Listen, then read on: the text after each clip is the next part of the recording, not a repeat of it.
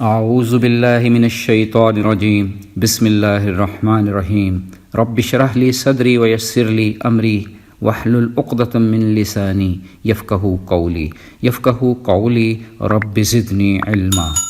قرآن پاک کا 29واں پارہ تبارک الذی 11 سورتوں 22 رکوع اور 431 آیات پر مشتمل ہے۔ میں ان 11 صورتوں کے مضامین کو ڈیوائن فلسفی یعنی ربانی فلسفہ کے طور پر سمجھ پایا ہوں۔ سورہ ملک رب کی لامحدود قدرت کا احاطہ کر رہی ہے، زندگی اور موت کے فلسفہ سے لبریز ہے۔ سورہ قلم میں محمد مصطفیٰ صلی اللہ علیہ وآلہ وسلم کو مقام محمود تک پہنچائے جانے کی حکمت پیش کی گئی ہے۔ روز قیامت اعمال ناموں کا ملنا الحاقہ میں درج ہے۔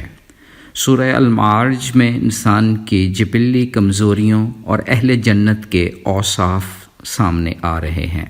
سورہ نوح میں گناہوں کی معافی کی خوشخبری ہے۔ سورہ جن میں ضعیف الاعتقادی اور توہم پرستی کی مذمت کی گئی ہے۔ اسی طرح سورہ المزمل اور سورہ المدثر میں رب کا اپنے پیارے حبیب کے لیے خصوصی پیار جھلکتا ہے۔ سورہ القیامہ میں یہ فلسفہ ربانی سامنے آ گیا کہ انسان کی انانیت قرآن کی سچائی کو روکتی ہے۔ شکر گزاری کا فلسفہ سورہ الدہر میں بیان کیا گیا ہے۔ پھر پارے کی آخری سورت المرسلات نے یہ راز کھول دیا کہ جھک جانے میں دنیا اور آخرت کی راحتیں ہیں۔ اس پارہ مبارک کا اور سورہ الملک کا پہلا رکوع رب کی بادشاہت اور حاکمیت کا فلسفہ پیش کر رہا ہے کہ وہ ہر چیز پر مکمل قدرت رکھنے والا ہے، زندگی اور موت اسی کے ہاتھ میں ہے تاکہ ہماری آزمائش ہو سکے۔ یوں جو لوگ رب سے بن دیکھے ڈرتے ہیں ان کے لیے بہت بڑا ثواب ہے۔ دوسرے رکوع میں بڑے خوبصورت فلسفیانہ قسم کے سوالات بھی سامنے آ گئے، یعنی یہ کہ اگر اللہ اپنا رزق روک لے تو کون ہے جو تمہیں روزی دے گا؟ اگر پانی زمین کی تہہ میں چلا جائے تو کون ہے جو صاف بہتا ہوا پانی لا کر دے گا؟ پھر اس پارے کا تیسرا اور چوتھا رکوع سورہ القلم کا ربانی فلسفہ پیش کر رہا ہے۔ قلم کی قسم اٹھا کر رب تعالیٰ اپنے پیارے حبیب محمد مصطفیٰ صلی اللہ علیہ وآلہ وسلم کے عظیم الشان نبی ہونے اور اخلاق کے اعلیٰ ترین مقام پر فائز ہونے کا اظہار فرما رہے ہیں۔ نہایت ہی مشفقانہ اور لاڈ پیار والا انداز ربوبی ہے کہ آپ صلی اللہ علیہ وآلہ وسلم تو عظمتوں کا منبع ہیں، آپ کے لیے کبھی نہ ختم ہونے والا اجر عظیم ہے۔ حدیث قدسی ہے کہ رب نے سب سے پہلے جو چیز تخلیق کی وہ قلم تھی، پھر اسے حکم دیا کہ لکھو۔ اس نے جواب میں کہا کیا لکھوں؟ اللہ رب العزت نے فرمایا روز قیامت تک جو کچھ ہونا ہے اسے لکھ ڈالو۔ پھر اہل ایمان کو یہ نصیحت کی جا رہی ہے کہ قسم اٹھانے والوں کی باتوں پر، چغل خور پر، عیب جوئی کرنے والوں پر، اکھڑ مزاج اور بھلائی سے روکنے والوں کی باتوں پر توجہ مت دی جائے۔ یہاں ایک اور سبق بھی مل رہا ہے کہ اللہ رب العزت مال و دولت اور اولاد دے کر بھی آزمائش کرتے ہیں، مگر قرآنی سچائیوں کو جھٹلانے والوں کا انجام نہایت برا ہوتا ہے۔ ان کی پیشانی داغدار کر دی جاتی ہے، گناہ چہروں پر عیاں ہو جاتے ہیں۔ سورہ الحاقہ 5ویں اور 6 رکوع کا ربانی فلسفہ پیش کر رہی ہے، ایک ایسی حقیقت جسے رد نہیں کیا جا سکتا۔ قیامت کا دن حق ثابت کرے گا۔ واضح کیا جا رہا ہے کہ قوم عاد اور قوم سمود کی طرح دین کو رد نہیں کرنا۔ یاد رہے کہ فرعون اور لوط کی قوموں کو رب کے رسولوں کی نافرمانی پر سخت گرفت میں دبوچ لیا گیا تھا۔ پھر روز قیامت دائیں ہاتھ میں اعمال نامہ پکڑائے جانے کی خوشخبری بھی اسی رکوع میں دی جا رہی ہے۔ 6 رکوع میں نہایت مدلل انداز میں قرآن پاک کی تعریف ہو رہی ہے، یہ پرہیزگاروں کے لیے نصیحت ہے۔ پھر 7واں اور 8واں رکوع سورہ المعارج کا احاطہ کر رہا ہے، جس میں قیامت کا منظرنامہ پیش ہوا ہے کہ جب کوئی جگری دوست بھی کسی دوست کا نہیں پوچھے گا۔ یہاں انسان کی فطری اور جبلی کمزوریوں کا ذکر کیا گیا ہے کہ وہ بڑا بےتاب اور حریص رہتا ہے، جب کبھی کوئی تکلیف پہنچتی ہے تو گھبرا اٹھتا ہے، صبر کرنے کی بجائے چیخنا چلانا شروع کر دیتا ہے، مگر جوں ہی رب کی نعمتوں کی بارش ہوتی ہے وہ کنجوس بن جاتا ہے، مال جمع کرنے کی فکر میں لگ جاتا ہے اور اپنے اوپر اللہ تعالیٰ کے احسانات بھول جاتا ہے۔ پھر انہی رکوع میں اہل جنت کے 8 اوصاف بیان کیے گئے ہیں، وہ جو نماز میں ہمیشگی اختیار کرتے ہیں، اپنے مال میں ضرورت مندوں کے حصے کا خیال رکھتے ہیں، قیامت کے دن کی تصدیق کرتے ہیں، رب کے عذاب سے ڈرتے ہیں، بدکاری اور بے راروی سے پرہیز کرتے ہیں، وعدہ اور امانت کی پاسداری کرتے ہیں، اپنی شہادتوں پر قائم رہتے ہیں، اور سب سے بڑھ کر یہ کہ اپنی نمازوں کی حفاظت کرتے ہیں۔ پھر آگے چل کر اس پارے کے 9 اور 10 رکوع میں سورہ نوح کی تفسیر میں حضرت نوح کی 3 بڑی نصیحتیں کھل کر سامنے آ گئیں۔ ایک یہ کہ غیر اللہ کی پرستش چھوڑ کر ایک رب کی عبادت کی جائے، دوسرا یہ کہ اس سرزمین میں اللہ تعالیٰ سے محبت اور خوف کی کیفیت میں رہ کر زندگی گزاری جائے، تیسری اور آخری بات یہ کہ اللہ کے رسول کی اطاعت کی جائے۔ پھر ان رکوع میں اللہ تعالیٰ کی نشانیوں پر غور و فکر کی دعوت بھی دی جا رہی ہے۔ آخر میں حضرت نوح علیہ السلام یہ بددعا دے رہے ہیں کہ اے میرے رب، ان گمراہوں کی گمراہی میں اضافہ کر، ان کافروں میں کسی کو نہ چھوڑنا، کیونکہ اگر ایسا کیا گیا تو یہ تیرے بندوں کو گمراہ کریں گے، ان کی نسل سے جو بھی پیدا ہوگا بدکار ہی ہوگا۔ ظالموں کے لیے ہلاکت کے سوا کسی چیز میں اضافہ نہ کر۔ یوں طوفان نوح وقوع پذیر ہوا۔ حضرت نوح علیہ السلام اللہ تعالیٰ کا شکر بجا لائے، اپنے اور اپنے والدین کے لیے، تمام مومن مردوں عورتوں کے لیے مغفرت کی دعا فرمائی۔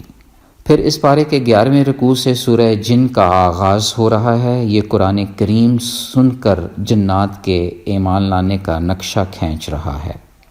طائف کے غمناک سفر سے واپسی کے موقع پر آپ صلی اللہ علیہ وآلہ وسلم نخلا کی وادی میں فجر کی نماز کے وقت سورہ رحمان کی تلاوت فرما رہے تھے تو 7 جنات کے ایک گروہ کا وہاں سے گزر ہوا۔ انہوں نے قرآن پاک سنا اور سنتے ہی ایمان لے آئے، رب کی ربوبیت کا اقرار کر لیا۔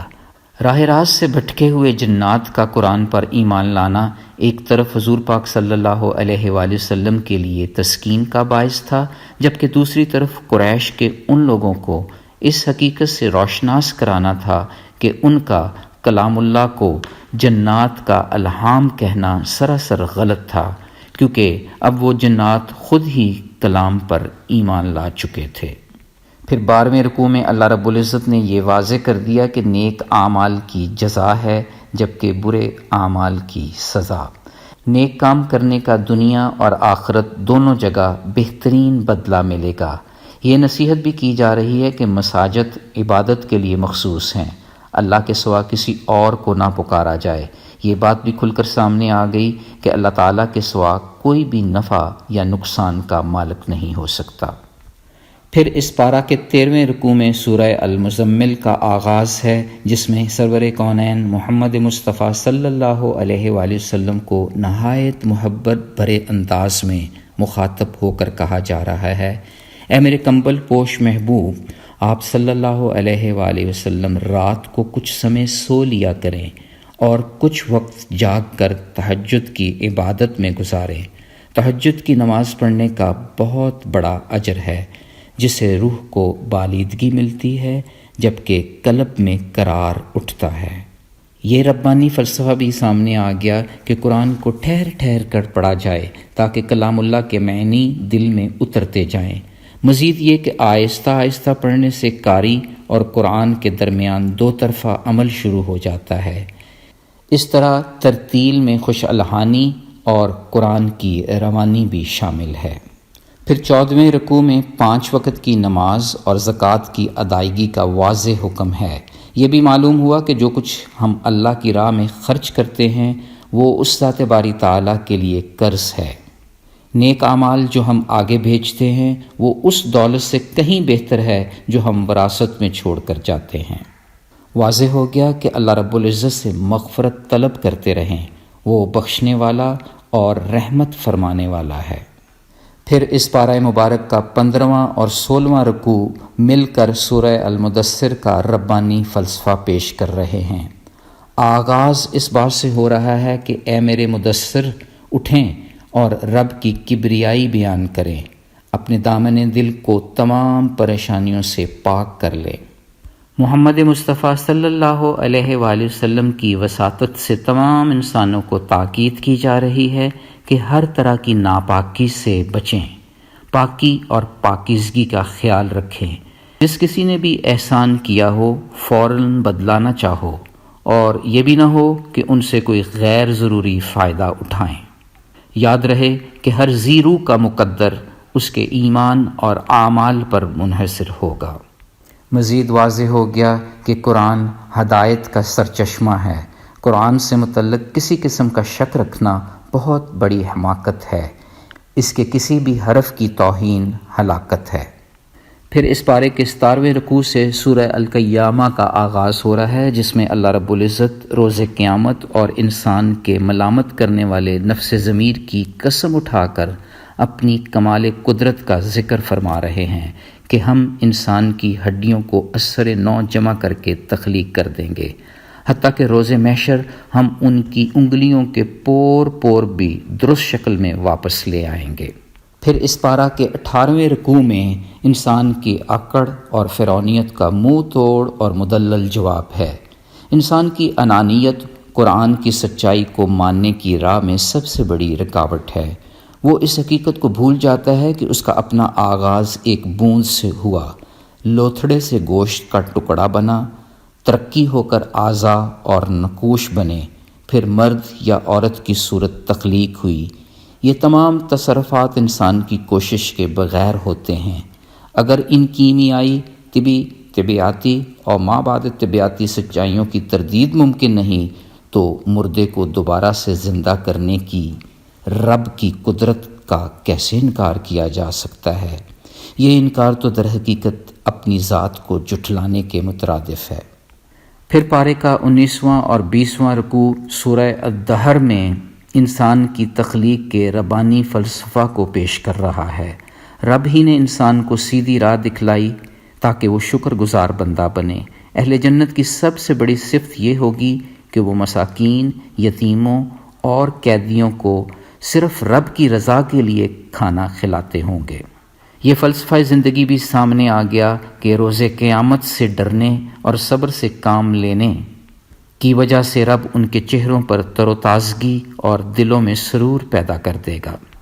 پھر انسان کو سرور کونین محمد مصطفیٰ صلی اللہ علیہ وآلہ وسلم کے توسط سے یہ تعلیم دی جا رہی ہے کہ قرآن پاک تھوڑا تھوڑا اس لیے نازل کیا گیا کہ اس سے تحمل سے بھرپور استفادہ حاصل کیا جائے۔ دن رات رب تعالیٰ کا ذکر کیا جائے، رات کے پچھلے پہر اس ذات باری تعالیٰ کے آگے سجدہ ریز ہوا جائے اور اسی ذات باری تعالیٰ کی حمد و ثنا بیان کی جائے۔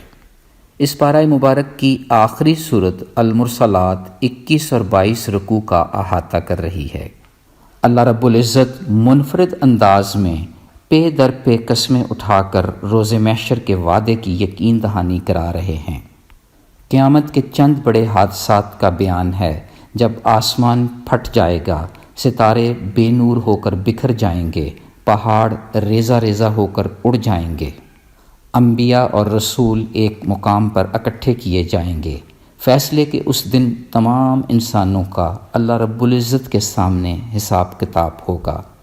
مزید واضح ہو گیا کہ انسان کی تخلیق کس طرح ایک معمولی بوند سے ہوئی، پھر معینہ مدت کے لیے ایک محفوظ مقام میں رکھا، نہایت عزت و احترام سے دنیا میں بھیجا، پھر بھی وہ روز قیامت کو ٹھکرائے تو صد افسوس ہے۔ یوں اپنی تخلیق پر غور و فکر کے ساتھ ساتھ زمین پر بھی تدبر اور تفکر کی دعوت دی جا رہی ہے۔ سوچنے کی بات یہ ہے کہ زندوں کو محلات ملے جبکہ مردوں کو زمین کے اندر جگہ ملی تاکہ دوسرے جانور مردہ کی توہین نہ کر سکیں۔ مختصراً اس پارہ مبارک کا ربانی فلسفہ ہمارے لیے عرفان و معرفت کے کئی نئے دروازے کھولتا ہے۔ اللہ رب العزت کی حاکمیت سے لے کر قلم کی ایجاد تک کا سفر کئی ایک سنہرے اصول مرتب کرتا ہے۔ رب سے بن دیکھے ڈرنے کی سعادت غور و فکر کرنے والے کو نصیب ہوتی ہے۔ قرآن پاک کی کئی انداز میں تعریف ہو رہی ہے جو کہ پرہیزگاروں کے لیے نصیحت ہے۔ اس پاک کلام کو ٹھہر ٹھہر کر پڑھنے کی حکمت یہ ہے کہ نور دل میں اترتا ہے۔ انسان کی تخلیق کے عمل میں بہت گہرے فلسفہ کا راز چھپا ہوا ہے۔ یوں کسی بھی ربانی فلسفہ کا انکار در حقیقت اپنی ذات کو جھٹلانے کے مترادف ہے۔ انسان کی معراج صرف اور صرف قرآن کی نصیحتوں میں پنہاں ہے۔ ہماری آنکھیں قرآن ہی کھولے گا، دل کی دنیا فلسفہ قرآن ہی سے بدلے گی، روح کو قرار اسی نور ربانی سے ملے گا۔ تو پھر آئیں اللہ کے حضور دعا کرتے ہیں کہ وہ ہمیں رب کی حاکمیت اور کملی والے کی شان کا فلسفہ ہمارے دل و دماغ میں کشف کر دے۔ اے ہمارے کریم رب، ہمیں اپنا شکر گزار بندہ بنا دے، ہمیں اپنی راہ میں خرچنے کا حوصلہ عطا فرما، مسکینوں، مسافروں اور یتیموں کے کھانے کا انتظام کرنے کی توفیق عطا فرما دے۔ اے میرے پاک مولا، ہمیں توفیق عطا کر دے کہ تیری تسبیح بیان کرتے رہیں تاکہ ربانی فلسفہ کی ساری سچائیاں کھل کر ہمارے سامنے آ جائیں۔ اے اللہ، روز قیامت ہمارے اعمال نامے ہمارے دائیں ہاتھ میں نصیب ہوں۔ یا اللہ پاک، ہمیں صبر اور شکر کی نعمت سے مالا مال کر دے۔ اے ہمارے انداتا، ہم عاجزی اور انکساری سے دعا گو ہیں کہ ہمیں اپنے پیارے حبیب کے سجدے تہجد کے وہ لمحے نصیب کر دے جب رات کے اس پہر دولت لٹ رہی ہوتی ہے۔ یا اللہ، ان لمحوں میں ہم بھی رب تعالیٰ سے محو گفتگو ہو جائیں، سجدہ ریز ہو کر جو بھی جی میں آئے مانگ لیں، اپنے لیے ہی نہیں بلکہ دوسروں کے لیے بھی۔ آمین یا رب العالمین۔ سبحان ربک رب العزت عما یصفون وسلام علی المرسلین والحمد للہ رب العالمین۔ فی امان اللہ۔ اللہ حافظ۔